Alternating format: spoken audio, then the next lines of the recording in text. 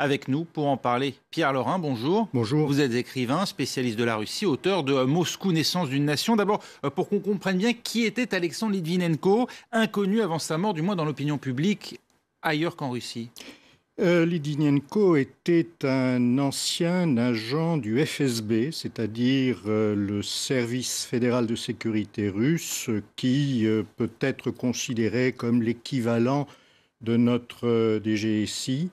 Il s'agissait d'un homme qui ne faisait pas de renseignement. Il était chargé de la protection de certaines personnalités et il faisait commerce de ses talents de protection auprès d'un oligarque de l'époque qui s'appelait Boris Berezovsky.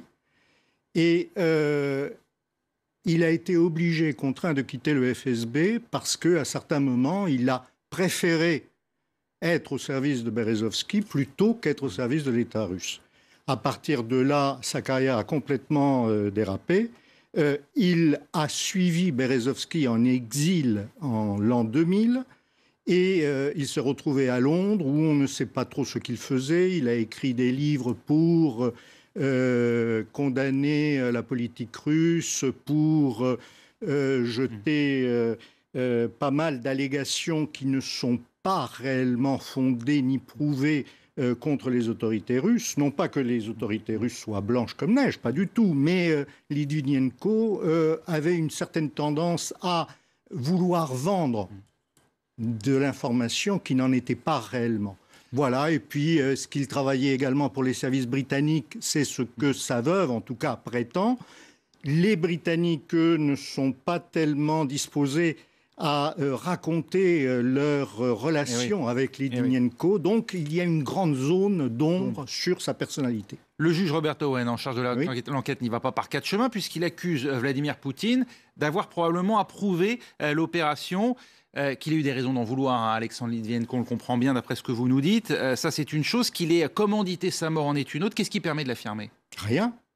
Probablement. Probablement, ça signifie que c'est l'intime conviction du juge.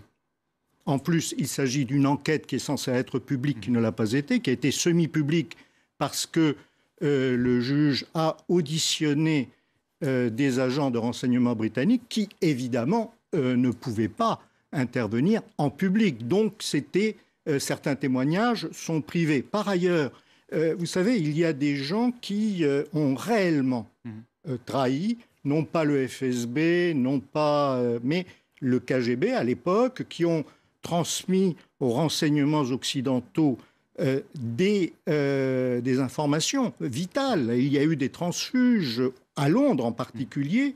Ces gens-là ont été condamnés en Russie par contumace, ils sont toujours vivants, ils n'ont pas été assassinés, ils n'ont pas été tués. C'est-à-dire que, est-ce qu'il y avait réellement une raison pour l'État russe de tuer Litvinenko ?